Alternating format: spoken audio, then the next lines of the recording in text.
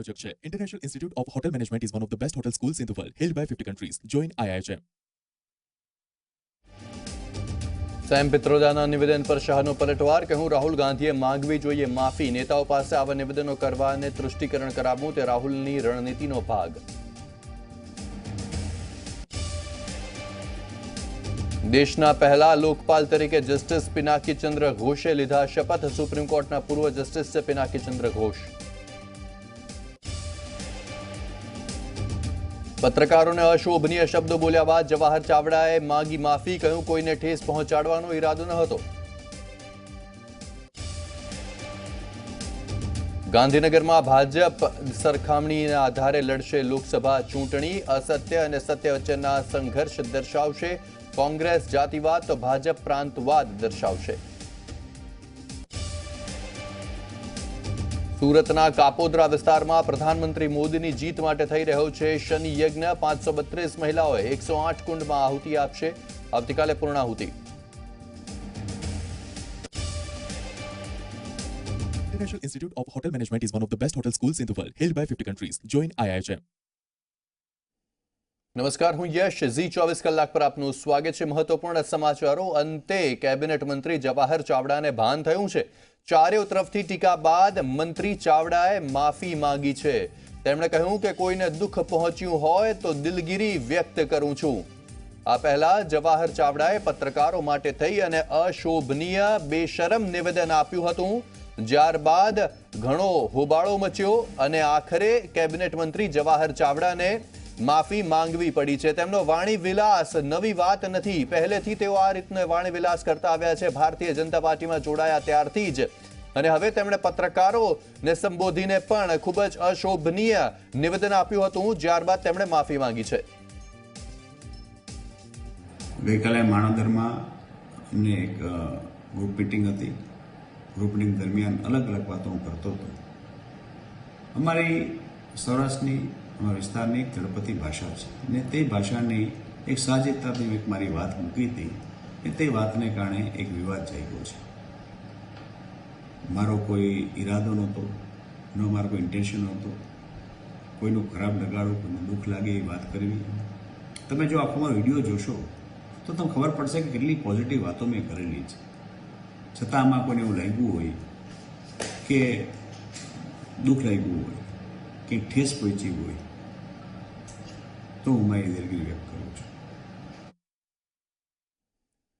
તો કેબિનેટ મંત્રી જવાહર ચાવડાએ વિવાદાસ્પદ નિવેદન આપ્યું. પત્રકારો અંગે બોલતા શાલીનતા ચૂક્યા જવાહર ચાવડા. પત્રકારોના સવાલ અંગે ટિપ્પણી કરતા ભાન ભૂલ્યા અને જવાહર ચાવડાના નિવેદનથી પત્રકાર જગતમાં રોષ છે. વિવાદ બાદ જવાહર ચાવડાએ સ્પષ્ટતા કરી અને કહ્યું કે મારો કોઈ ખરાબ ઈરાદો ન હતો.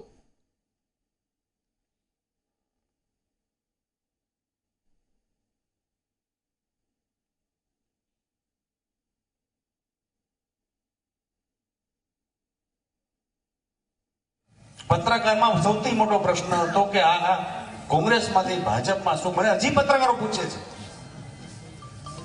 કે શેના માટે ગયા, તમને હું વાંધો? મેં કહું વાંધો તારા બાપ કઈ હતો જ નહીં અહીંયા. પત્રકારમાં સૌથી મોટો પ્રશ્ન હતો કે આ કોંગ્રેસમાંથી ભાજપમાં શું મને હજી પત્રકારો પૂછે છે કે શેના માટે ગયા, તમને હું વાંધો? મેં કહું વાંધો તારા બાપ કઈ હતો જ નહીં અહીંયા. તો જવાહર ચાવડાએ સ્પષ્ટતા કરવામાં પણ સલાહ આપી દીધી. દિલગીરી વ્યક્ત કરવાના બદલે સુફિયાણી સલાહ આપી દીધી. મીડિયાને 3 સેકન્ડ જ ખટકી તેવો સવાલ કર્યો. 3 સેકન્ડમાં તમે શાલીનતા ચૂક્યા હતા જવાહરભાઈ. પત્રકારોને શું કરવું એ તમે ન શીખવો મંત્રીજી.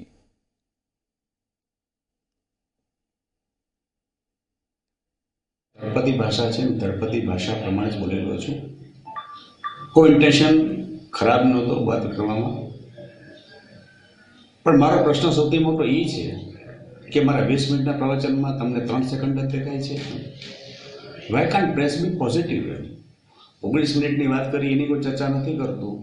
3 સેકન્ડની વાત તમને ખટકી કરવી ક્યાં અંશે વ્યાજબી છે? સમાજ ભવિષ્ય આપણે સુધારવું હશે તો પોઝિટિવની વાત આગળ વધારવી જ આપણા સમાજના હિતમાં છે.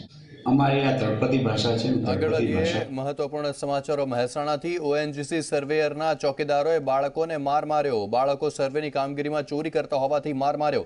લાકડા અને વાયરથી 5થી વધુ બાળકોને માર માર્યો. એક તરફ માર મારવામાં આવ્યો અને બીજી બાજુ વિડીયો ઉતારવામાં આવ્યો અને તે વિડીયો હવે વાયરલ પણ થયો છે.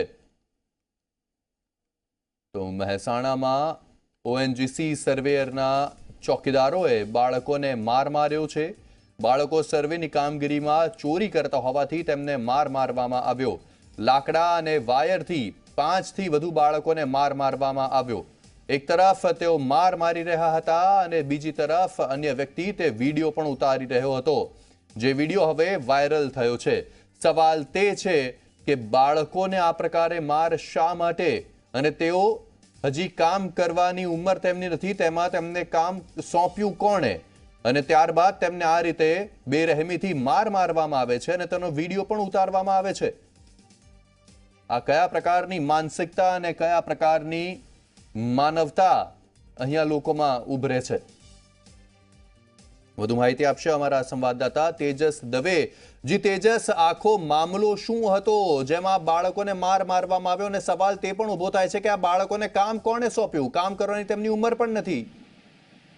ચોક્કસ મહેસાણાના જે ઓએનજીસીના ખાનગી સર્વેયરો ચોકીદારો જે છે તેમને બાળકોને માર મારતો એક વિડીયો વાયરલ થયો, જેમાં 5 થી અધિક બાળકો જે છે તેને લાકડા અને વાર વડે આપ સ્પષ્ટપણે દેખી શકાય છે વિડીયોમાં મૂઢ માર મારવામાં આવી રહ્યો છે. કોઈ પણ દયનીય નીતિ રાખ્યા વગર જે છે તે આ બાળકોને લાકડા અને વાયરો દ્વારા મૂઢ માર મારવામાં આવ્યો છે. અને જે માર ખાનાર જે બાળકો છે તે હાલમાં વડોદરા ગામના હોવાનું પ્રાથમિક અનુમાન સૂત્રો દ્વારા જે મળી રહ્યું છે. માર મારનાર જે ઓએનજીસીના ખાનગી સર્વેયરો છે તેવું જે છે તે હાલમાં સૂત્રો દ્વારા માહિતી મળી રહી છે. મૂઢ માર મારતા આ લોકોએ વિડીયો પણ ઉતારીને સોશિયલ મીડિયામાં વાયરલ કર્યો છે. નિડરપણે કહી શકાય કે આ ઓપન એક ચેલેન્જ કહી શકાય કે માર માર્યા બાદ જે છે તે આ વિડીયો સમગ્ર સોશિયલ મીડિયાની અંદર વાયરલ થઈ રહ્યો છે.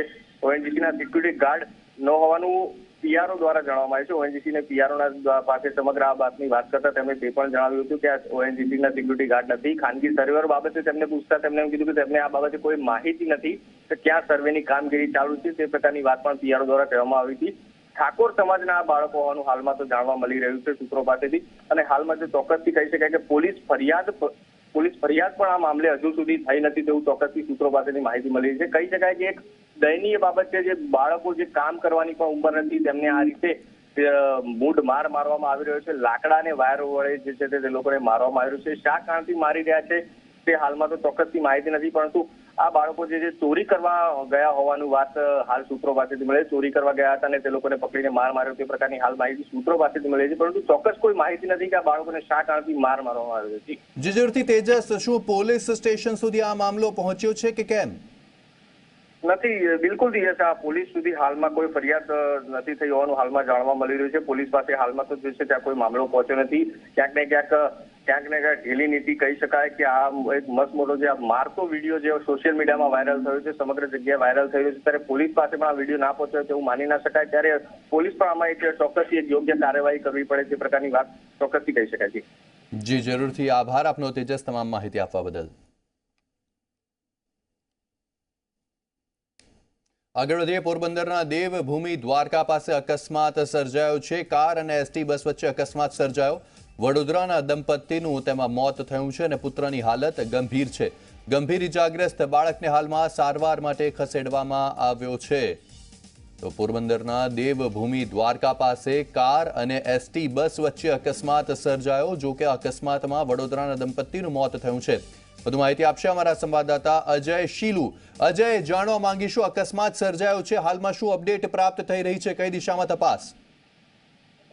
જી યસ, આપને જણાવ્યું કે જે પોરબંદર દ્વારકા હાઈવે છે ત્યાં નજીક જે દેવભૂમિ દ્વારકાનું હર્ષદ ગામ છે, ત્યાં હર્ષદ ગામ નજીક આજે એસટી બસ અને કાર વચ્ચે એક અકસ્માત સર્જાયો હતો. અને અકસ્માતમાં વડોદરાના જે દંપતી છે તેમનું ઘટના સ્થળે જ મોત નીપજ્યું હતું. જ્યારે તેમનો એક પુત્ર છે તેમને પણ આ એક્સિડન્ટમાં ઈજા પહોંચી હતી અને ગંભીર ઈજા પહોંચતા તેમને પોરબંદરની જે સરકારી હોસ્પિટલ છે ત્યાં તેમને સારવાર અર્થે ખસેડવામાં આવ્યો હતો. અને ત્યારબાદ વધારે સારવાર માટે થઈ તેમને રાજકોટ ખસેડવામાં આવ્યો છે. અને જે બંને પતિ પત્ની છે તેમનું ઘટના સ્થળે જ મોત નીપજ્યું છે. એટલે એક જ પરિવારને આ અકસ્માતની અંદર પતિ પત્ની અને પુત્ર ત્રણેય જણાને ખૂબ જ ગંભીર કહી શકાય તે રીતે અકસ્માત નડ્યો છે. જી યસ. જી જરૂરથી અજય, આભાર આપનો તમામ માહિતી આપવા બદલ.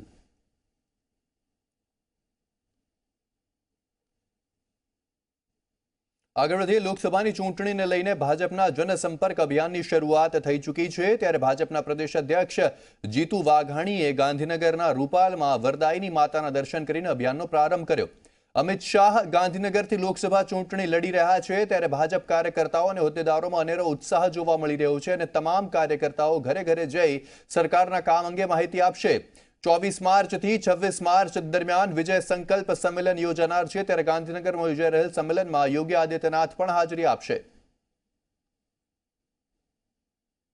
વર્ગનો સપનાનું ભારત બને એના માટે નરેન્દ્રભાઈની 5 વર્ષની કુશળતાપૂર્વકનું નેતૃત્વ પુનઃ એકવાર 2019માં પ્રસ્થાપિત કરવા માટે અમિતભાઈ શાહે જે સંપર્ક અભિયાન આપ્યું છે સમગ્ર દેશમાં આ સંપર્ક અભિયાન એ કઈ રાજ્યોમાં પૂરું થયું, કઈ રાજ્યોમાં ચાલે છે। અમે ફેઝ 2માં સમગ્ર રાજ્યમાં આ બૂથ અભિયાન માટે નીકળ્યા છીએ। મને આનંદ છે કે જ્યાંથી અમિતભાઈ શાહ એ ચૂંટણી લડવાના છે એવી ગાંધીનગર લોકસભામાંથી હું આજે આ રાજ્યના સંપર્ક અભિયાનનો પ્રારંભ કરવા માટે આવ્યો છું। આગળ વધીએ તો ગાંધીનગરમાં ભારતીય જનતા પાર્ટી સરખામણીના આધારે લોકસભા ચૂંટણી લડશે। અસત્ય અને સત્ય વચ્ચેનો સંઘર્ષ દર્શાવશે। 2 પાર્ટીશનમાં તફાવત દર્શાવવામાં આવશે। કોંગ્રેસ જાતિવાદ તો ભાજપ રાષ્ટ્રવાદ કરે છે તેવી વાત સ્પષ્ટ કરાશે અને કોંગ્રેસની પરિવાર ભક્તિ અને ભાજપની રાષ્ટ્રભક્તિ તમામ મતદારો સમક્ષ રાખશે ભારતીય જનતા પાર્ટી।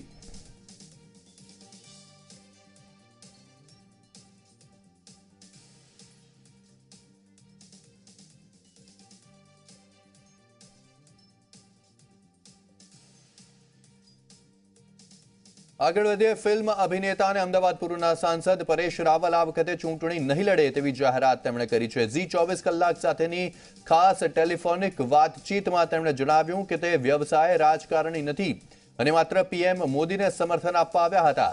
તેમના જણાવ્યા અનુસાર તેઓએ અગાઉ પણ હાઈકમાન્ડને આ અંગે જાણ કરી હતી। જો કે પરેશ રાવલને ટિકિટ આપવી કે નહીં તે છેલ્લો નિર્ણય તો પીએમ મોદીનો જ રહેશે।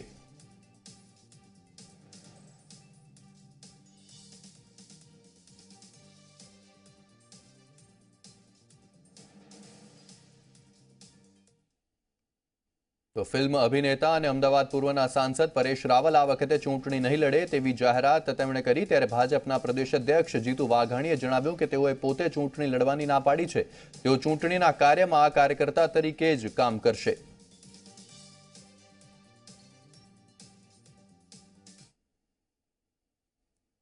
પરેશ રાવલજીએ સ્વયં ના પાડી છે। કાલે અમે દિલ્હી હતા કેન્દ્રીય પાર્લામેન્ટરી બોર્ડમાં, ત્યાં પણ અમને સમાચાર મળ્યા કે પરેશ રાવલજીએ ચૂંટણી નહીં લડવાની પણ ભાજપ જ્યાં ક્યાં ત્યાં કામ કરવાની, કાર્યકર્તા તરીકેની ભૂમિકામાં કામ કરવાની એ એમણે તૈયારી બતાવી છે।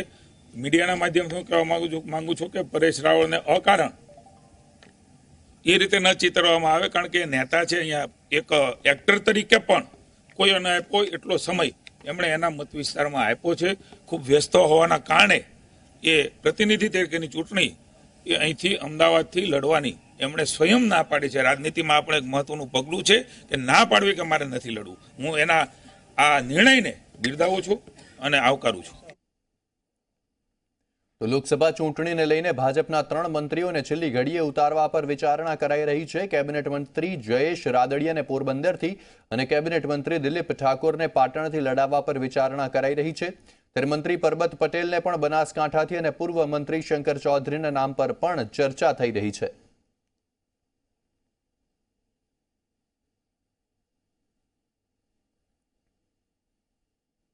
રાજ્યમાં કોંગ્રેસ લોકસભા માટે ઉતારી શકે છે ધારાસભ્યોને। કેટલીક બેઠકો પર ધારાસભ્યોને લડાવવાની પણ ગણતરી છે કોંગ્રેસની।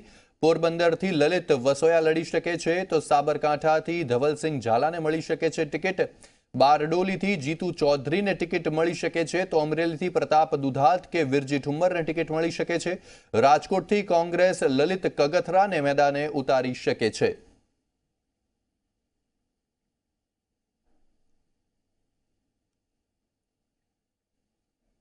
કેબિનેટ મંત્રી જવાહર ચાવડાના વિવાદાસ્પદ નિવેદન અને ત્યારબાદ પોતાના નિવેદન પર આપેલા ખુલાસા બાદ ભાજપના પ્રદેશ અધ્યક્ષ જીતુ વાઘાણીએ જણાવ્યું કે આ અંગે મારે કોઈ નિવેદન આપવાની જરૂર નથી। હમણાં જ આપના ટીવીના માધ્યમથી જોયું છે અને એમણે પણ પોતે સ્વયં મંત્રીશ્રીએ ખુલાસો કર્યો છે, એટલે વિશેષ મારે કહેવાની જરૂરિયાત નથી।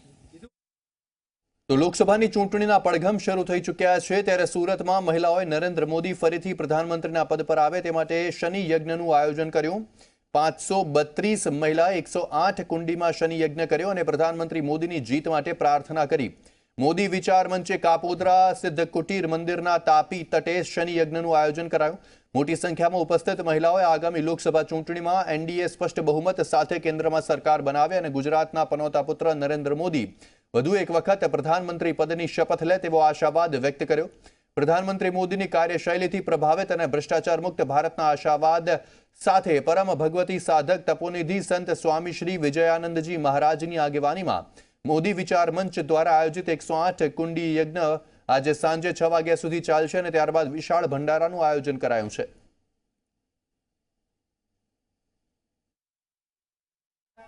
લોકસભાની ચૂંટણીને હવે ગણતરીના દિવસો બાકી છે ત્યારે વડાપ્રધાન નરેન્દ્ર મોદી ફરીથી સરકાર બનાવે તે માટે સુરતમાં મહિલાઓ દ્વારા એક અનોખો યજ્ઞનું આયોજન હાથ ધરવામાં આવ્યું છે ખાસ કરીને આપ જે દ્રશ્યો જે જોઈ રહ્યા છો તો સુરતના કાપોદ્રા વિસ્તારમાં આવેલા સિદ્ધ કુટીર મંદિર પાસેના તાપી નદી તટના છે જ્યાં મહિલાઓ દ્વારા એક યજ્ઞનું આયોજન હાથ ધરવામાં આવ્યું છે આ શનિ યજ્ઞમાં 532 જેટલી જે મહિલાઓ છે તે 108 કુંડીમાં આજે આહુતિ આપશે આવતીકાલ સુધી જે આ આહુતિનો જે કાર્યક્રમ છે તે ચાલનાર છે જે મહિલાઓ છે તે શનિદેવને પ્રાર્થના કરશે કે આવનારી જે લોકસભા ચૂંટણી છે તેમાં મોદી સરકારને વધુમાં વધુ લોકસભા સીટથી વિજયી બનાવે હાલ તમામ જે મહિલાઓ છે તે આ યજ્ઞમાં જોડાય છે તેમજ હાલ આપણી સાથે કેટલીક મહિલાઓ જોડાય છે તેમની સાથે વાતચીત કરવાનો પ્રયાસ કરીએ કે તેઓનું આ અંગે શું કહેવું છે જી किस प्रकार का आयोजन किया गया है ये नरेंद्र मोदी विचार मंच द्वारा महिला मातृशक्ति द्वारा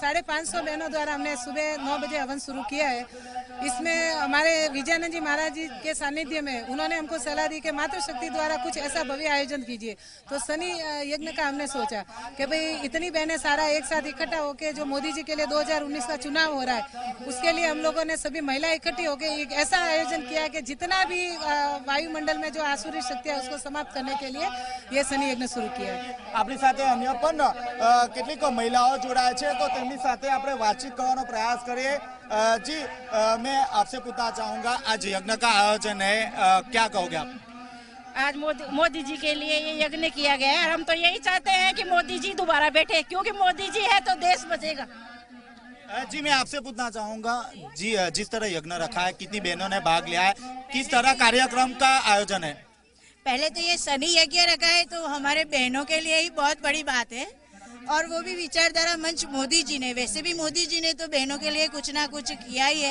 तो हम भी मोदी जी के लिए ही कुछ कहेंगे भगवान से प्रार्थना कर रहे हैं कि फिर से मोदी जी ही बैठे जी आपे जे रीते जोયું તે રીતે આ જે યજ્ઞ છે તે યજ્ઞ 5:30 સુધી ચાલશે ત્યારબાદ એક મહાઆરતીનું આયોજન હાથ ધરવામાં આવ્યું છે અને ફરીથી આવતીકાલે સવારે 8 વાગ્યાથી ફરીથી અહીં આહુતિનો કાર્યક્રમ રાખવામાં આવ્યો છે અને અંદાજિત 11 વાગ્યાના અરસામાં આ જે યજ્ઞ છે તેમાં પૂર્ણાહુતિ આપવામાં આવશે હાલ જે 532 જે મહિલાઓ છે તે 108 કુંડીમાં વડાપ્રધાન નરેન્દ્ર મોદી ફરીથી સરકાર બનાવે તે માટે શનિદેવને રીઝવવાના પ્રયાસો કરી રહી છે કેમેરામેન રાકેશ રાજપૂત સાથે ચેતન પટેલ ઝી 24 કલાક સુરત આગળથી મહેસાણા દૂધસાગર ડેરીને ખાસ સાધારણ સભા મામલે જિલ્લા રજિસ્ટ્રારે નોટિસ પાઠવી ડેરીને ખાસ સાધારણ સભામાં નીતિ વિષયક નિર્ણય અમલી ન કરી શકાય તે માટે સભા મોકૂફ રાખવા હુકમ કરાયો આદર્શ આચાર સંહિતાના કારણે નોટિસ આપવામાં આવી તે છતાં ડેરીના સત્તાધીશો ખાસ સાધારણ સભા યોજવા માટે મક્કમ છે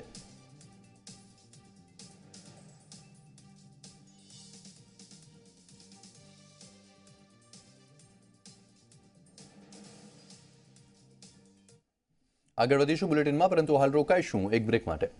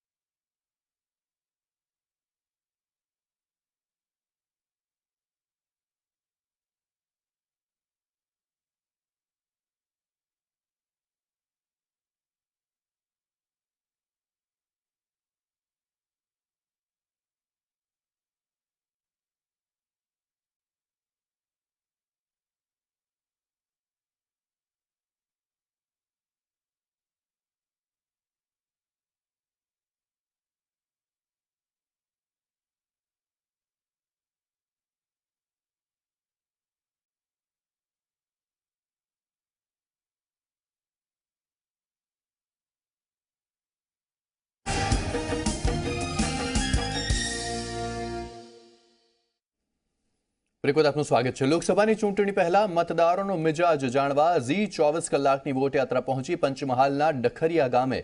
લોકસભાની ચૂંટણી અંગે શું કહે છે ડખરિયાના ગ્રામજનો, આવો જાણીએ।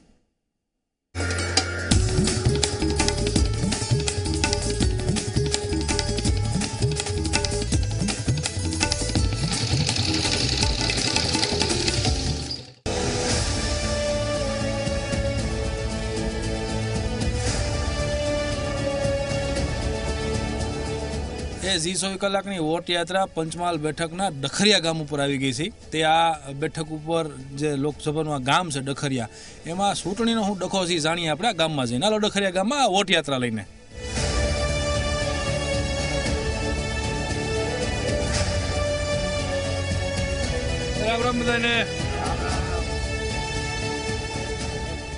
ઝી 24 કલાકની વોટ યાત્રા પંચમહાલ લોકસભા બેઠકના ડખરિયા ગામમાં આવી ગઈ છે। ડખરિયા ગામની આ જાહેર જગ્યા જે છે એ જાહેર જગ્યા ઉપર લોકો જે છે આ વોટ યાત્રા જોતાની હારે જ એકઠા થઈ ગયા છે। તો લોકસભાની ચૂંટણી જે 2019ની છે એને લઈને વાતાવરણ શું છે, પ્રચાર પ્રસાર શરૂ થયા કે નહીં, એ આપણે પૂછ્યા એક કાકા છે એની પાસેથી। કાકા, આ લોકસભાની ચૂંટણી આવી ગઈ 2019, કેવું વાતાવરણ બનેલું છે, શું પ્રચાર પ્રસાર શરૂ થયા કે નહીં? પ્રચાર પ્રસાર શરૂ થવાના તૈયારીમાં જ છે। બધા આવે છે, જાય છે, વાતો કરે છે, પણ જે સરકારી લાભ મળવો જોઈએ, સરકારની યોજનાઓ ઘણી બધી સારી છે, પણ છેલ્લા ગામડાના માણસ સુધી આ પહોંચતી નથી। એ મોટા મોટી એક ડિસ્ટ્રીબ્યુટરમાં ખામી છે। તો ડિસ્ટ્રીબ્યુટ બરાબર વ્યવસ્થિત થાય તો છેલ્લા સુધીના માણસને લાભ મળતો હોય તો સરકારની યોજનાઓ બહુ ફળીભૂત થાય એવું પોતે માનું છું। આ યોજનાઓ કઈ રીતે શું કામ નથી પૂગતી, શું એવા કારણો હોય છે?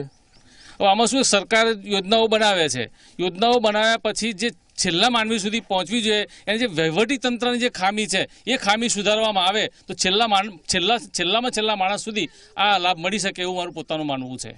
આ કેટલીક આ ગામે ડખરિયા ગામ જે છે આ કઈ કઈ યોજનાઓનો લાભ લીધો? આ ઉજ્જવલા યોજના જે છે, આ તો જે પ્રમાણે વિસ્તાર છે એમાં બધા અત્યાર સુધી ચૂલા ઉપર રાંધતા હતા, તો હજી ચૂલા ઉપર રાંધો છો કે ગેસના બાટલા આવી ગયા? ના, ઉજ્જવલા યોજનાનો ઘણા બધા ઘરોમાં લાભ મળ્યો છે અને જે બાકી હશે એને સરકાર લાભ અપાવશે એવો અમને પોતાનો વિશ્વાસ છે।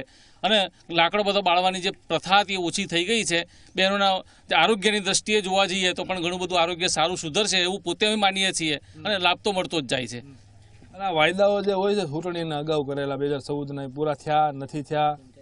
હવે આ શું છે કે મોટો પ્રશ્ન વાયદાઓ કરે છે, વાયદાઓમાં સરકાર પહોંચી વળતી નથી। અને મોટો મેં એક જ પહેલાં વાત કરી કે જે વહીવટી તંત્રની જે સજાગતા આવી જાય તો આ બધા પ્રશ્નોનું સોલ્યુશન સરકાર ધીમે ધીમે લાવી શકે એવું પોતાનું મારું માનવું છે। એ વાયદાઓ અમુક હજી સુધી પૂરા થયા નથી, પૂરા થવા જોઈએ, તો એ હજી આ ગામને લઈને ખેતીની કેવા પ્રકારની યોજનાઓ છે? આ કાકા ઊભા છે, આપણી ખેડૂત છે, એ કાકા આ ખેતીને લગતી કેટલીક યોજનાઓનો તમે લાભ લીધેલો છે, નથી લીધેલો લાભ? કોઈ યોજનાઓનો લાભ મળે છે કે નથી મળતો? અને કેવું ખેતીમાં કેવું છે, વરહ કેવું છે આ વખતે એ તો કહી શકો ને તમે? વરસ તો સાહેબ પાક્યું ના પાક્યું એવું બધું છે, પાણી વગરનો વિસ્તાર લુખો પડે। પાણી કેમ નથી? પાણી યાર જમીનની અંદર પાણી નથી, પછી પાણી આવે જ કઈથી બહાર? આ સિંચાઈની યોજના જરૂર લાગે છે? આ સિંચાઈની યોજના બહાર કઈ લાગે છે? આ મહીસાગરના કાંઠે ગામ છે તો નહીં આવતી સિંચાઈની યોજના નથી? ના, જરૂરિયાત છે સિંચાઈની યોજનાની? જરૂરિયાત છે જરૂરિયાત। એ સિંચાઈની યોજનાની જરૂરિયાત જે છે ગામની અંદર હજી છે। જો સિંચાઈની યોજના આવી જાય તો ઘણો ફેર પડી જાય। બીજા ભાઈ ઊભા છે ખેડૂત, આપણે આ સિંચાઈની યોજનાની જો જરૂરિયાત પૂરી થઈ જાય તો શું ફાયદા થાય એમ છે? એનાથી 100% પ્રોફિટ થાય એવું છે। એનાથી ખેતીનું ઉત્પાદન બમણું ને તમણું વધી જાય એવું છે। એના કારણે ખેડૂતો જે છે, ખેડૂતોની આર્થિક સ્થિતિમાં ઘણો બધો સુધારો થાય એવો છે। જો સિંચાઈની યોજના આવી જાય તો ખેડૂતની આર્થિક સ્થિતિ જે છે સુધરી જાય એમ છે। આ ગ્રાન્ટ જે હોય લોકસભાની સાંસદની, કેટલીક વપરાણી, કેટલીક વાપરવાની બાકી છે અને ક્યાં ક્યાં વાપરવાની જરૂરિયાત લાગે તમને? આપણે સિંચાઈ વિભાગની આગળ વાત કરું તો સિંચાઈ વિભાગમાં મારી બાજુમાં જ શેરડી ખારવા કોતર નામનું એક શેરડી છે, એની અંદર જો ગોવડિયા તળાવનું પાણી જો અંદર નાખે અને આગળ આજ સુજલામ સુફલામનું પાણી દરેક વાયદા કરી જાય છે અહીંયા કે અમે નાખશું હજુ સુધી અમારા ખારવા કોતર શેરડીમાં આવ્યું નથી પાણી। જો પાણી આવે તો અહીંયા આગળ બધા જ આ જેટલા હેક્ટરો જમીન છે, જમીનમાં પાણીની સુવિધાના કારણે બધા ખેતી લાયક કરી દરેક ખેડૂતને ફાયદો થાય, મોટો ફાયદો થયો છે। અને લોકસભાની વાત કરો તો આ જે સંસદ સભ્યની ગ્રાન્ટમાંથી ગ્રાન્ટો તો ઘણી આવે છે, ઘણું કામ થઈ ગયું અને હજુ થોડું ઘણું બાકી એ પણ પૂરું થશે એ મને ખાતરી છે। અમુક ગ્રાન્ટો આવી ગઈ છે, અમુક ગ્રાન્ટો બાકી છે અને એ પૂરી થઈ જાય એવું ગામના લોકોનું કેવું છે. તે આ લોકસભાની ચૂંટણી છે, ગામમાંથી બધા એકારે મતદાન કરવા હાટુથી 100% મતદાન કરવા જવા હાટું કેવા પ્રયત્નો છે તમારા? શું કરવાનો કાંઈ આયોજન કરું? પ્રયત્ન તો બરાબર જ છે. શું કરવાના છે એના હાટું? મહેનત કરવી પડશે ને ચૂંટણીની અંદર. એમાં શું છે, મતદાન તો અમે કરીશું જ અને અમને જે તે લાગશે કે ખરેખર આ સરકાર અમારા માટે સારું કાર્ય કરી રહી છે એમને અમે મત આપીશું અને બને ત્યાં સુધી અને મતદાન કરવું એ અમારો અધિકાર છે, એટલા માટે અમે મતદાન તો બધાય કરીશું. એ મતદાન છે એ બધાય કરવાના છે અને એ અધિકારનો ઉપયોગ કરશે હોત કોણ સારું કોણ ખરાબ છે એ હોત નક્કી કરશે. ગામમાં યુવાન જે છે ખાસ કરીને આ વિસ્તારનો યુવાન હવે લોકસભાની ચૂંટણી લઈને કયા મુદ્દાઓને લઈને ધ્યાનમાં મતદાન કરશે? શું જરૂરિયાત છે? રોજગારી માટેનું, નોકરી ધંધા માટેનું બધું ધ્યાનમાં રાખીને કરશે. છે એ નોકરી ધંધા કે કંઈ નથી હજી અત્યારે? બાજુમાં ઘણી સરકારી ગોચર જમીન પડી છે, જો અહીંયા ઇન્ડસ્ટ્રીયલ લાવવામાં આવે તો અનેક રોજગારી મળે એવું છે. બાજુમાં લીંબડી પંચાયતની જે સરકારી જમીન છે તેની અંદર જો ઇન્ડસ્ટ્રીયલ એરિયા આવી જાય તો આજુબાજુના ઘણા ગામોમાં રોજગારીની ઘણી જ એવી થાય છે. અને અહીંયા પહેલાં અમને એ વાત મળી કે જીઆઈડીસી આવી ગઈ છે, પણ અત્યાર સુધી અમને લોકોને એનું કંઈ દેખાતું નથી. અને અહીંયા રોજગારી જો મળી જતી હોય તો અનેક નવયુવાનો જે છે એમને રોજગારી પૂરી પાડે એવી એ છે. એ બાજુમાં ખરાબાની જમીન પડી છે, સાંભળજો. અને આ વખતે આ વિસ્તારનો યુવાન જે છે એ રોજગારીના મુદ્દાને ધ્યાને રાખી અને મતદાન કરવાનો છે. તો એ ગ્રાન્ટ જે છે આ ચૂંટણીનું વાતાવરણ કેવા પ્રકારનું અત્યારે બનેલું છે? પ્રચાર પ્રસાર શું થઈ રહ્યા છે? પ્રચાર પ્રસારની અંદર હાલમાં બધા જ પક્ષો પોતાના મુદ્દા મૂકી રહ્યા છે. હાલમાં જોવા જઈએ તો બાલાસનોર 121 વિધાનસભાની અંદર સિંચાઈ વિભાગનો પ્રશ્ન એક મોટો પ્રશ્ન બનીને ઊભો તરી આવ્યો છે. આ જે શેઠી પુલને શેઠીની વાત કરી રહ્યા છે ત્યાં આગળ ગુવડિયા ગામની સિંચાઈ વિભાગની ઓફિસ બંધ હાલતમાં જોવા મળે છે.